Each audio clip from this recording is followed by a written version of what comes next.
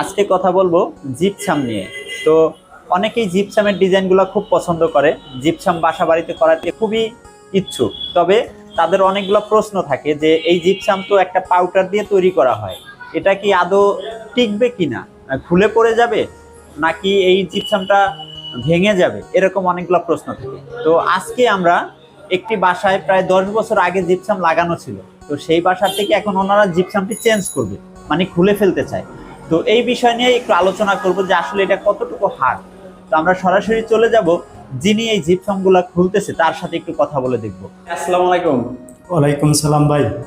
আচ্ছা ভাই, এই যে এক একটা জিপসাম ভাঙতে আপনার কতটুকু সময় লাগতেছে? মিনিমাম কোনোটায় আধা ঘন্টার বেশি, কোনোটায় 1.5 ঘন্টা এরকমের অনুমানিক সময় লাগে ভাঙতে। আধা ঘন্টা থেকে 1.5 ঘন্টার মতো লাগতেছে। হ্যাঁ। আচ্ছা, আপনি এই যে সেমি আতুর দিয়ে ভাঙতেছেন, আপনার কাছে কি মনে হয় এগুলা খুইলা পড়ার কোনো চান্স আছে? যে না, এরকমের কোনো খুলে পড়ার কোনো চান্স নাই, যেহেতু যে স্কুলক মারা আছে আর যে আপনার এটা যেভাবে শক্তভাবে লাগানো আছে, এটা ভাঙতে তো দেখা যাচ্ছে যে মানে অনেক হার্ড। মানে যদি পড়ার ওরকমের কোনো সম্ভাবনা থাকতো তাহলে তো একদম ঝুলে যেত বাড়ির দেওয়ার সাথে সাথেই, কিন্তু ওরকমের না।